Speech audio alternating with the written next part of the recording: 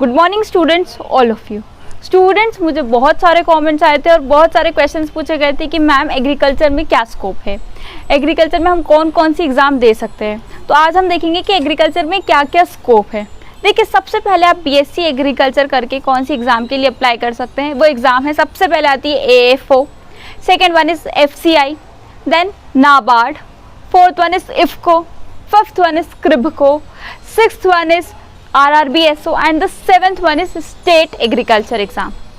वहीं पर आप MSc एग्रीकल्चर करके सबसे पहले SADO, ARS net and ADE exam के लिए एलिजिबल है, आप उसको अप्लाई कर सकते हैं। स्टूडेंट्स, ये सारी एग्ज़ाम तो वो एग्ज़ाम है जिसके बारे में हम जानते हैं, हमने कहीं ना कहीं पढ़ा होगा, पर इसके अलावा भी एग्रीकल्चर में बहुत सारा स्कोप है जिसका शायद हमें एक्सपोजर नहीं मिला, इसलिए हम उस चीज़ को नहीं जानते। हम सब जानते हैं कि अभी हम कोरोना काल को फेस कर रहे हैं। कोरोना काल में हमें हमारी इम्पोर्टेंस और प्रायोरिटी समझ में आई। हमें समझ में आया कि अगर एक दिन हमारे पास फ़ोन नहीं रहेगा ना चलेगा, एक दिन हमारे पास इंटरनेट नहीं रहेगा ना तो चलेगा, पर अगर एक दिन हमारे पास खाना नहीं रहेगा ना तो हमारी ज़िंदगी नहीं चलेगी। हमें समझ आया कि सुबह उठने से लेकर रात सोने तक हम एग्रीकल्चर प्रोडक्ट का यूज़ करते हैं, बट प्रॉब्लम इज़ दैट कि फिर भी हम ये क्वेश्चन पूछते हैं कि एग्रीकल्चर में स्कोप क्या है। हम जानते हैं पतंजलि, हर्बल, आयुर, किसान टमाटो केचप, हिमालय, ये बड़े बड़े ब्रांड्स भी एग्रो बेस्ड ब्रांड्स हैं। ये बड़ी बड़ी कंपनीज भी एग्रो बेस्ड कंपनीज हैं और आज इनका टर्नओवर हम जानते हैं लाखों करोड़ों में। और फिर भी हम फार्मिंग कम्युनिटी के स्टूडेंट्स ये पूछते हैं कि एग्रीकल्चर में स्कोप क्या है। आपको पता है, हम विश्व गुरु बनने के चक्कर में हमने IT सेक्टर को इतना ग्रोथ दिया कि हम हमारे प्राइमरी सेक्टर, हम हमारे नींव को तो भूल ही गए। हम जानते हैं कि IT सेक्टर में रोज रिसर्च होती है, रोज इम्प्रूवमेंट्स होते हैं। आज 5G टेक्नोलॉजी है तो कल 6G टेक्नोलॉजी आएगी, पर व्हाट अबाउट एग्रीकल्चर? क्या आज हमें एग्रीकल्चर में कोई इनोवेशन रिसर्च की ज़रूरत नहीं है? आज अगर सबसे ज़्यादा अगर एग्रीकल्चर में ज़रूरत है तो रिसर्च की, इनोवेशंस की, न्यू टेक्नोलॉजीज़ की, न्यू आइडियाज़ की, पर फिर भी हम इस पे ध्यान नहीं देते। हमारा मेन फोकस होता है एग्रीकल्चर की कॉम्पिटिटिव एग्ज़ाम्स। आप मुझे बताइए, हम सब जानते हैं कि अगर एक साल भी फसल ख़राब हो जाती है ना तो सिर्फ किसान बर्बाद नहीं होता है, पूरा देश बर्बाद हो जाता है। क्यों? क्योंकि रॉ मटेरियल्स कौन प्रोवाइड करवाता है? Obviously agriculture. कैसे हम जिंदा है, हम खा रहे, हम पी रहे, वो कौन कर रहा? किसकी बदौलत? किसान की बदौलत, एग्रीकल्चर की बदौलत।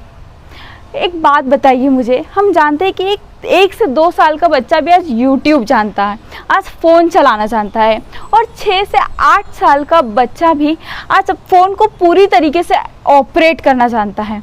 पर आप उसी 6 से 8 साल के बच्चे से पूछिए, क्या वो बच्चा तुअर दाल और मूंग दाल में डिफरेंस पता है उसको? नहीं। क्यों?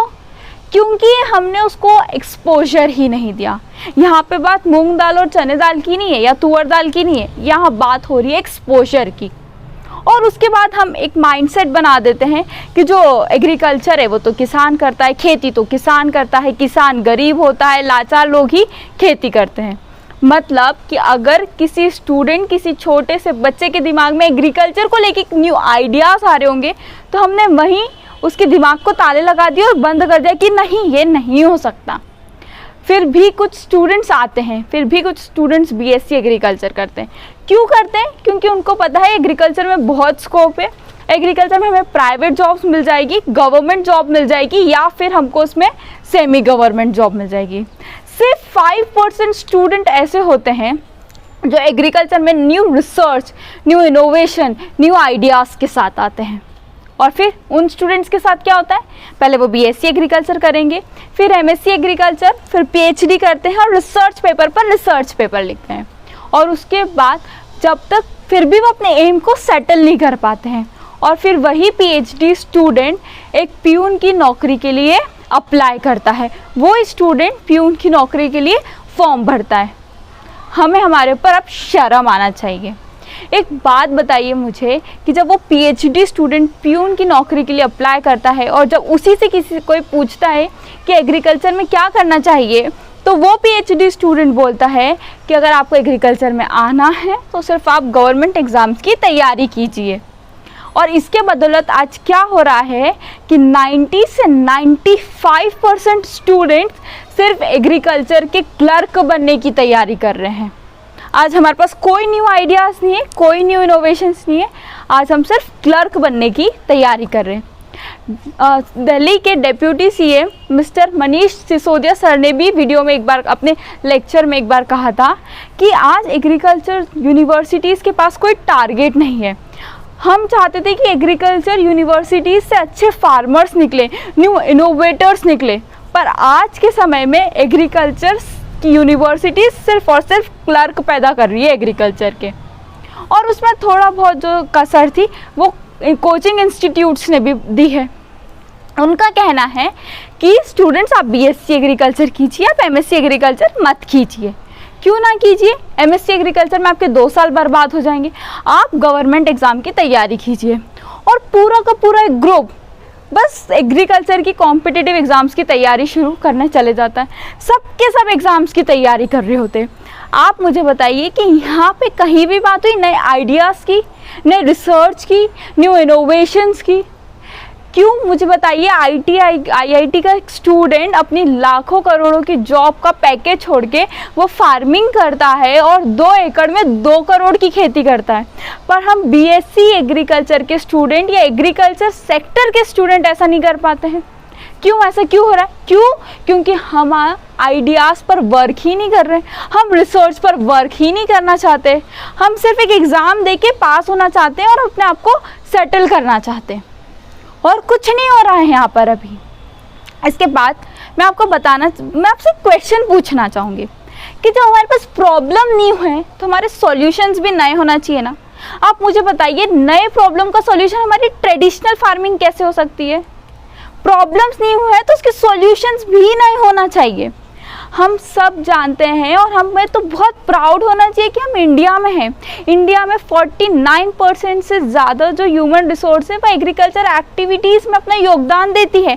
मतलब हमारे पास सबसे ज़्यादा ह्यूमन रिसोर्स है। हमारे पास इतना अच्छा एनवायरनमेंट है जिसमें हमको 3 सीज़न मिलते हैं, rainy season, summer season and winter season. उसके बाद हम लैंड हमारे पास बहुत ज़्यादा है, फिर भी हमारी जगह ये क्यों पढ़ते हैं कि प्रोडक्टिविटी चाइना और इंडिया की ज़्यादा है? क्यों? क्योंकि वहाँ पर आइडियाज़ को फोकस करते हैं, वहाँ पर रिसर्च की बात की जाती है। हमारे इंडिया में रिसर्च पर कोई बात ही नहीं की जाती है, कोई ऐसी बात ही नहीं करता है, कोई क्वेश्चन ही नहीं पूछता है। ऐसा क्यों हो रहा है? तो अब हमें एग्रीकल्चर कॉम्पिटिटिव एग्ज़ाम्स को छोड़ के थोड़ा इस पर भी ध्यान देना चाहिए। अब हमें भी क्वेश्चन पूछना चाहिए कि क्यों, हम कैसे अपनी प्रोडक्टिविटी बढ़ाएं। हमेशा वही क्यों? फर्स्ट, लैंड तो हमारे पास सबसे ज़्यादा है। हमने पढ़ा होगा कि प्रोडक्शन एरिया हमारे पास सबसे ज़्यादा है, पर प्रोडक्टिविटी चाइना की है, यूएसए की है।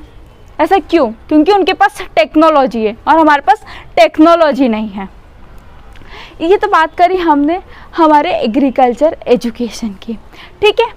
मुझे आपको बताते हुए बहुत खुशी है कि आईसीएआर ने कुछ समय पहले अभी एक ऐप लॉन्च करा है। उसका नाम है किसान सारथी ऐप।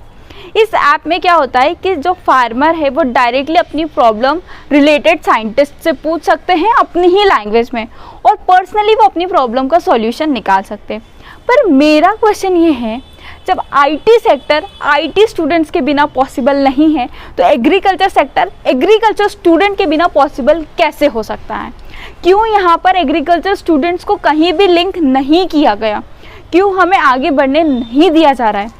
स्टूडेंट्स अगर मेरी वीडियोस देख रहे हैं तो आपसे मेरी रिक्वेस्ट है कि प्लीज़, अब हमें एक्सपोजर चाहिए। अब हमें सिर्फ एग्ज़ाम के अलावा भी कुछ सोचना पड़ेगा। अब हमें new researchers, new innovators, new ideas की ज़रूरत है। और अगर मेरी वीडियो मेरे टीचर्स देख रहे हैं तो आपसे भी मेरी रिक्वेस्ट है कि प्लीज़ आप हम स्टूडेंट्स को आगे आने दीजिए, क्योंकि हम स्टूडेंट्स फार्मिंग कम्युनिटी से बिलोंग करते हैं। और हम जब फार्मिंग करते हैं ना, तब 100 प्रॉब्लम्स देखते हैं और उस 100 प्रॉब्लम्स का वो सोल्यूशन भी देखते हैं। बट प्रॉब्लम ये हो जाती है कि हमारे सॉल्यूशन को किसी को उसकी वैल्यू नहीं होती, हमारे आइडियाज़ की कोई वैल्यू नहीं है। तो प्लीज़ आप हमारे आइडियाज़ की वैल्यू कीजिए, आप हमसे पूछिए तो सही, हमसे जानिए तो सही। हमारे पास n नंबर ऑफ प्रॉब्लम्स के लिए n नंबर ऑफ सॉल्यूशंस भी है।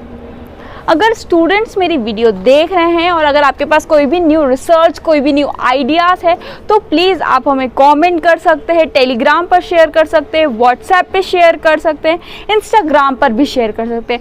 हमारी टीम आपकी पूरी कोशिश करेगी, पूरी हेल्प करने की कोशिश करेगी। वहीं पर I request you as my teachers, जैसे मैंने अभी कहा था कि प्लीज़ आप हमसे पूछिए तो सही, आप हमसे जानिए तो सही। जो भी स्टूडेंट्स या टीचर मेरी वीडियो देख रहे हैं और उसको सिर्फ और एक सिर्फ वीडियो की तरह देख रहे हैं, तो आप याद रखिए, अगर आपने आज भी हमारी रियलिटी कंडीशंस नहीं समझी ना, तो इंडिया इज़ द कंट्री में सबसे ज़्यादा ब्रेन ड्रेन की प्रॉब्लम है।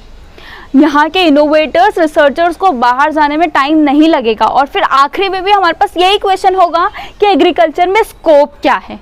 हम आखिरी में भी यही पूछते रह जाएंगे कि एग्रीकल्चर में स्कोप क्या है, क्योंकि कंडीशन इससे बेटर हो सकती है, थोड़ी बेटर हो सकती है, इससे वर्स्ट हो सकती है, कांस्टेंट रह सकती है, बहुत ज़्यादा बेस्ट तो हो ही नहीं सकती। क्यों? क्योंकि हम जानते हैं देश का कल्चर ही एग्रीकल्चर है, और अगर इस कल्चर को छोड़ के हम दूसरे कल्चर को अडेप्ट करेंगे तो दैट इज़ नॉट पॉसिबल, क्योंकि 49% ऑफ जो ह्यूमन रिसोर्स है वो एग्रीकल्चर एक्टिविटीज़ में अपना योगदान दे रहे हैं। तो I request all of you कि प्लीज़ आप एग्रीकल्चर कॉम्पिटिटिव एग्जाम्स को छोड़ के थोड़ा अपने आप का एक्सपोजर बढ़ाइए, थोड़ा रिसर्च, इनोवेशन, आइडियाज़ पर काम कीजिए। ये हमारे लिए भी अच्छा होगा और सबके लिए अच्छा होगा, खासकर हमारे देश के लिए अच्छा होगा। तो मैं अपनी वीडियो को यहीं एंड करूँगी। उससे पहले थैंक यू सो मच मेरी वीडियो देखने के लिए। Have a nice day, stay happy and healthy.